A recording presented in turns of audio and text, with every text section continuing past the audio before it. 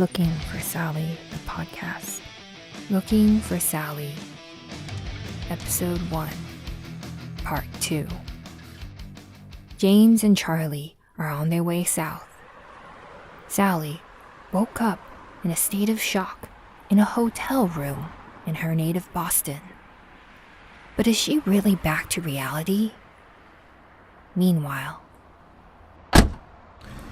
here we go again.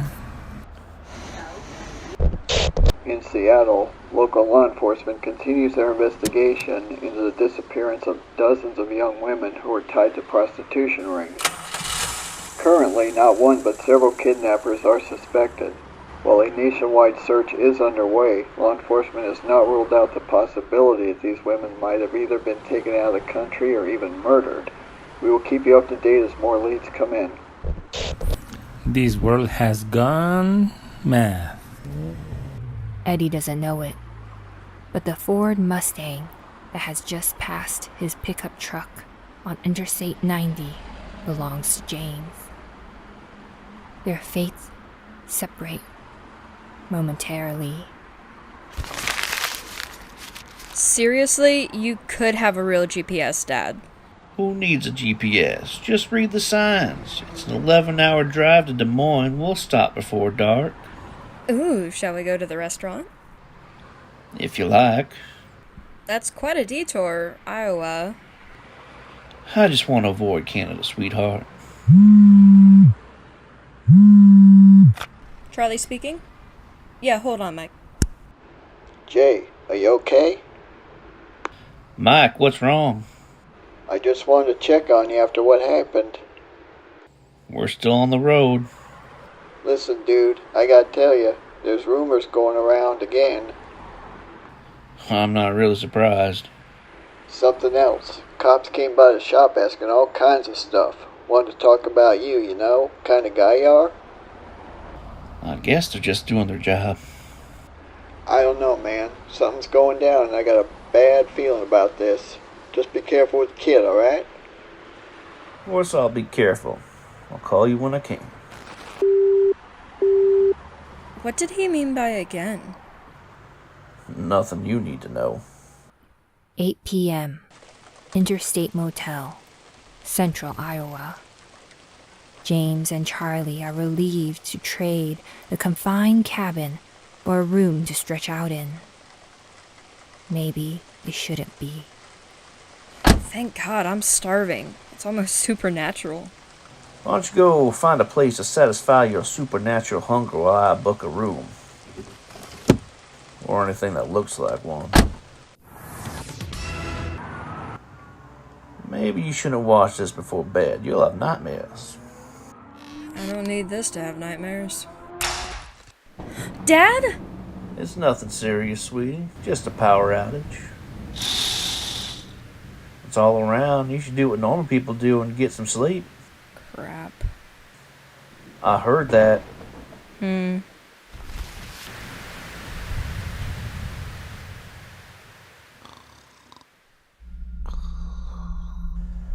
know what you're thinking. You're thinking tequila won't do me much good. Well, you're wrong.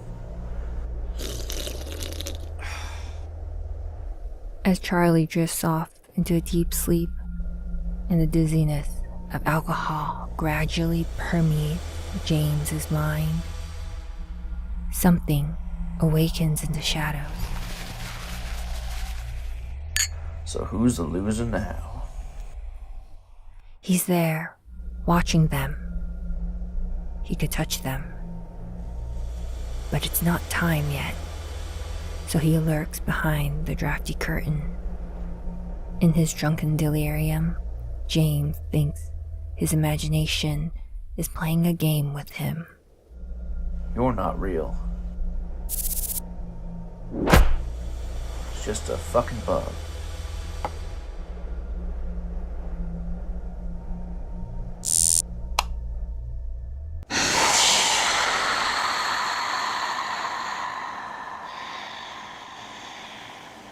The next morning, Interstate Motel, Central Iowa.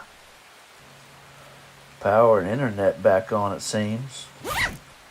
Hmm. I'll take that as a yes. Don't take too long getting ready, okay? I'd like to leave early.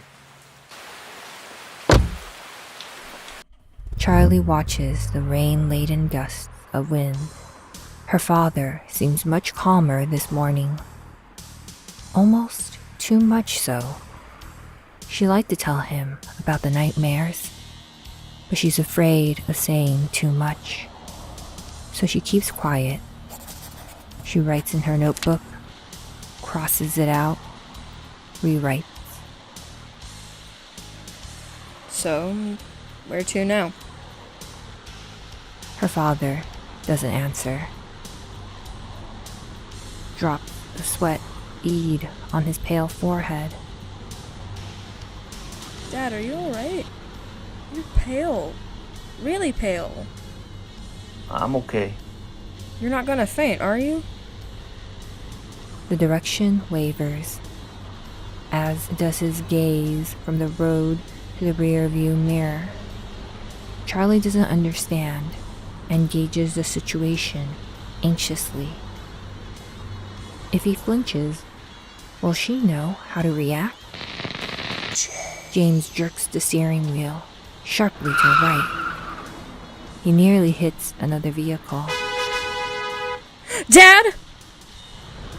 In a flash of lucidity, James regains control. Charlie trembles. If she listened carefully, she could hear someone laughing in the back seat. I'm sorry, sweetheart, I'm sorry. You almost killed us. Please, we need to stop. Anywhere, but we need to stop. It's all right, Charlie. Are you kidding me? You passed out while you were driving at full speed. It's over, Charlie. It's past. You should stop and get something. I mean it. There must be some of Mom's tranquilizers left somewhere. Charlie, I said no. No pills. You saw where that got her.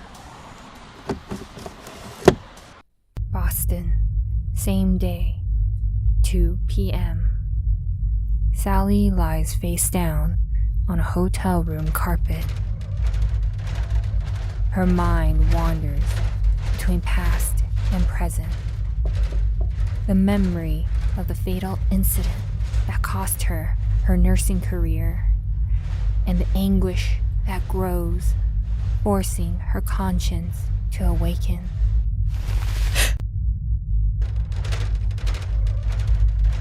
But she's no longer in the hospital. Hello? And the smell of food wafting through the door also awakens her appetite. A voracious, sickly appetite. Sally gets up, awkwardly, to clutch the edge of the bed and reach for the telephone on the bedside table. Reception, what can we do for you? I'd like someone to bring me breakfast. I'm not feeling very well. So, would you like something for lunch? Yes, lunch, I mean. Yeah, we can order something for you if you like. Yes, pizza. Two pizza. The family is special. Thank you very much. We'll get it to you as soon as we can, madam. Sally knows this hunger isn't natural. There's a monster hiding deep in her stomach, demanding to be fed. So, on wobbly legs, she stands up, rummages in her bag for coins. Saliva rises to her dry, greedy mouth. As soon as she steps into the hallway, Sally feels sick. She knows she shouldn't have, but the machine is only a few feet away. So she leaves the door open, just enough to slip through if someone should arrive. She moves forward. The fever starts to rise, and she fights against an insane pressure.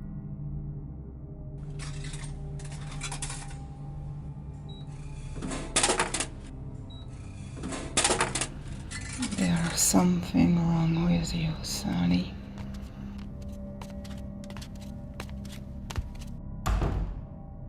What the hell did you get yourself into? What did they make you take?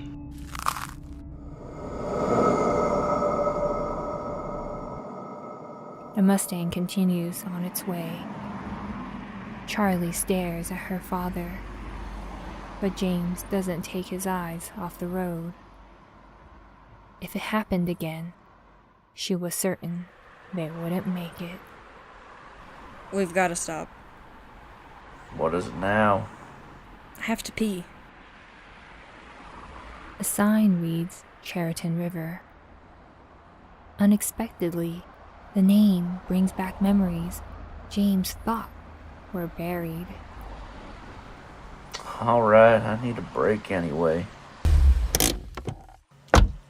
I'll be over here. The November air makes him shiver. They're absolutely alone in this area on the banks of the Cheriton River, which flows quietly towards the lake. The eyes that appeared in the rear view mirror, the terrible nausea that made him lose his footing, could only be due to fatigue. After all, they've been on the road for days. But what if he came back? One by one, James pushes the bags back onto the side of the trunk. His fingers slip under the boot liner, lifting it delicately. He pulls out a long object wrapped in a thick cloth. There you are. It's the only one James had time to take before leaving home. The sharpest. Mike even had a name for the machete. Misery. There you go. I'm ready, motherfucker.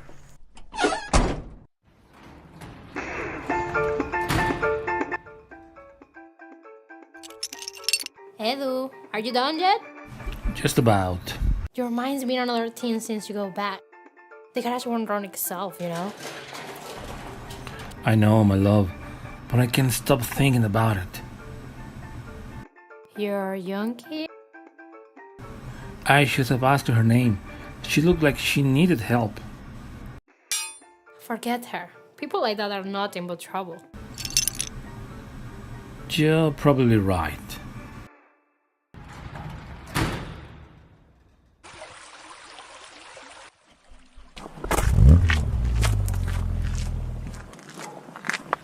Daddy?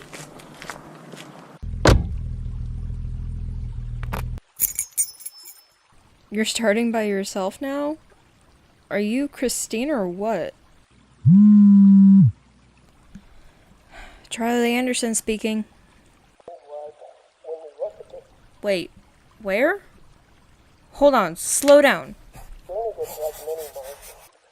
Okay, I'm taking notes, but it doesn't make sense. Yes, I'm telling my dad. Thanks for calling.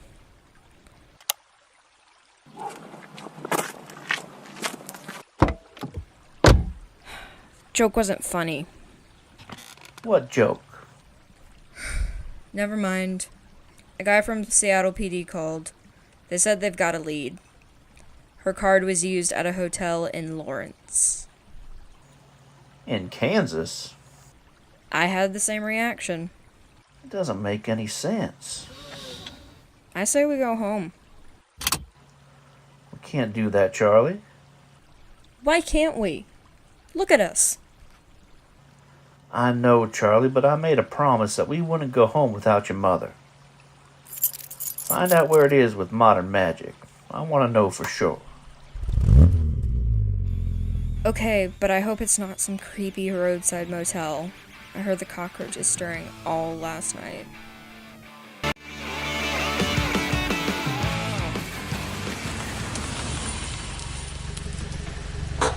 Wow, It's the Kansas Overlook Hotel. Must cost an arm. How are you today? Checking in? Here's your card, sir. 3rd floor. Come on, let's not hang around here. Still making you nervous after all this time, huh? Planes and elevators. Anything that goes up. Anything I don't fly myself.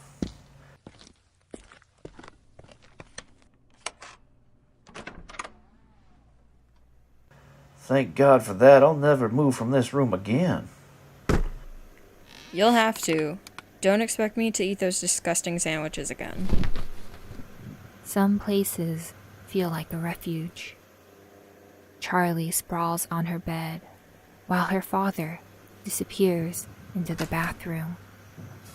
What if that's where her mother had slept a few days earlier? Maybe she could have felt her energy, seen her shadow pass by. But shadows are never what they seem to be. There was a leaflet in the lobby. I know where we should go. We'll start by looking around the hotel and see if anyone's met your mother.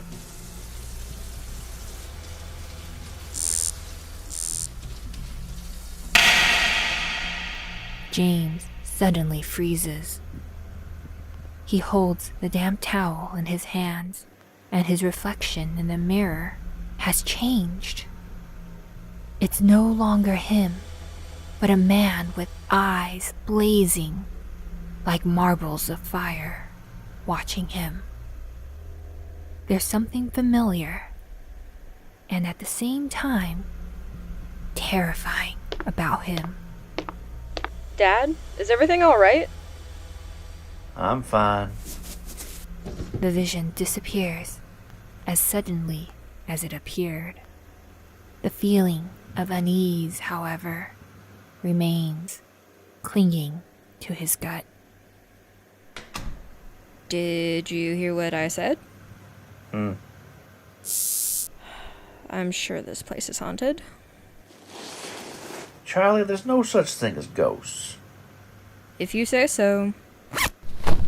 By the way, I put the dirty laundry in a bag. I'll take care of it tomorrow, Charlie. Don't forget. Did you get any answers? Nobody's seen your mother here.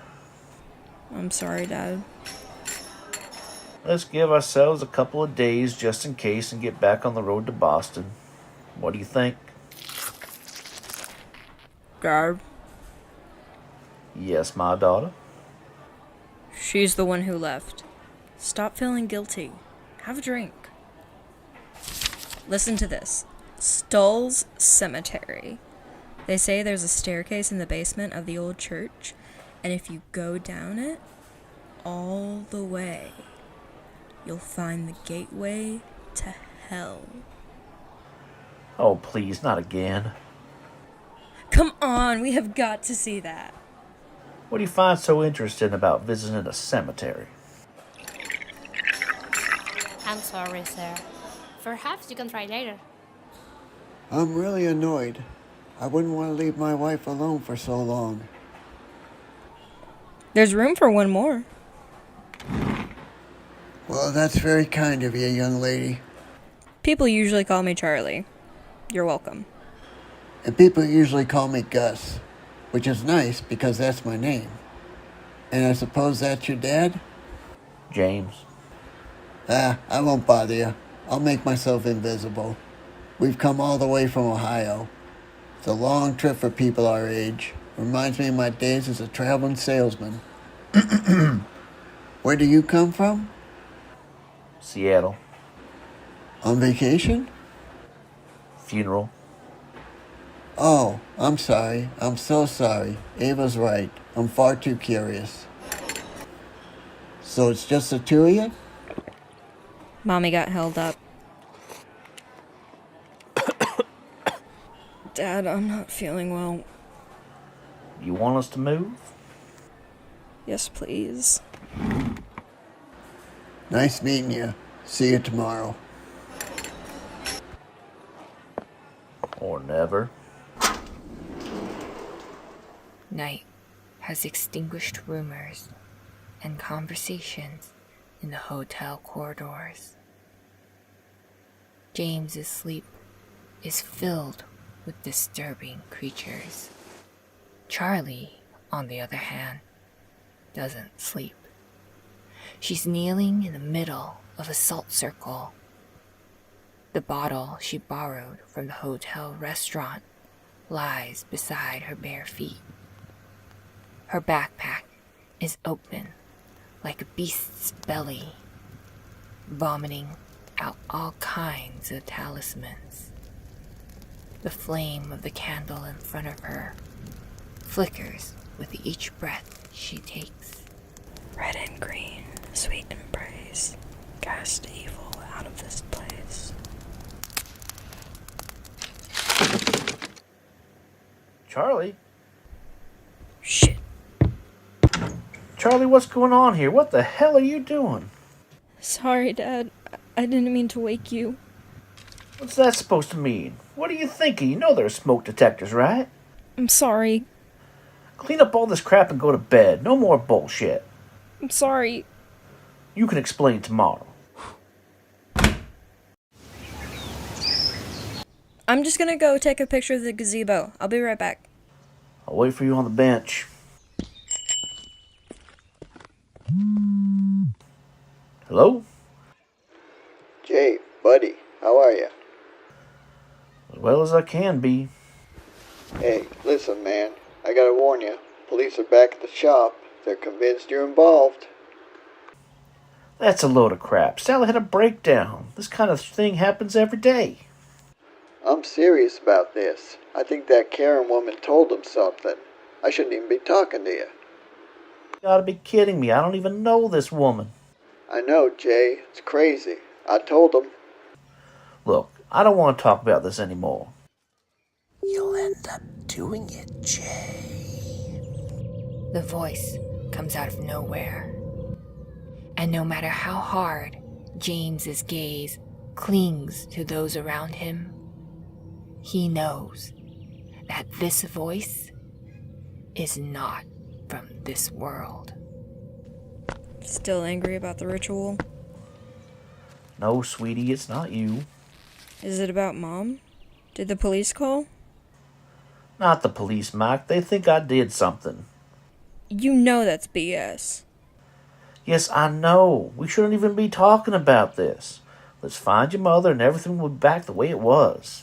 Listen, Dad. There's something I need to tell you. Hey. Oh, God. Please not him. How did he find us? I say we should run. Too late. Meanwhile, outside the Andersons' home in Seattle, fate sometimes looks like a talkative old man. Sometimes it looks like a woman willing to do anything to fulfill her macabre ambitions. Poor Sal. It's a mess in here.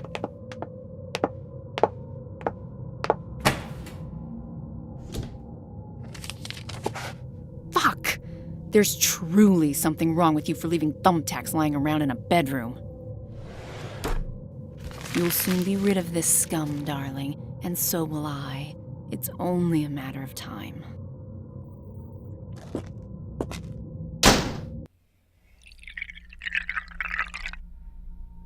It's the small things. You don't notice them. Like pebbles along the path that lead you where you need to go. Shit, the laundry. Or a bag in front of the door. Its contours dancing before your eyes. Voices rising in your head in the grip of alcohol's sweet dizziness. Long days, long nights.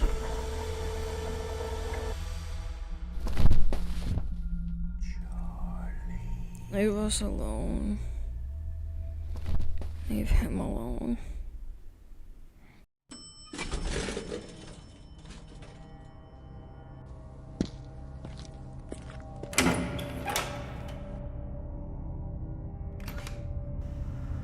Any program, the beast, as long as you let me sleep.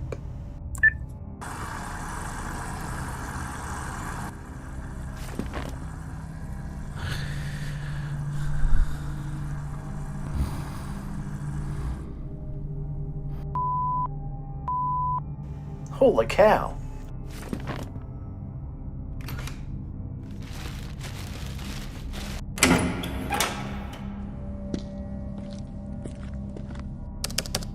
This is a hell of a time to be down. Sometimes, in the darkest moments of the night, evil spirits can take on a familiar appearance. Anybody here? And because we don't know any better, we answer them. I'm over here a few steps up. Oh, thank God it's you. The elevators are broken. Wait for me. I went down to the lobby to get some pills for Ava, and on the way back, damn, no more elevator.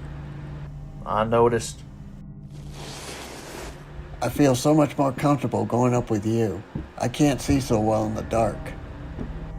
What floor is your room on? Just above yours. Follow me up.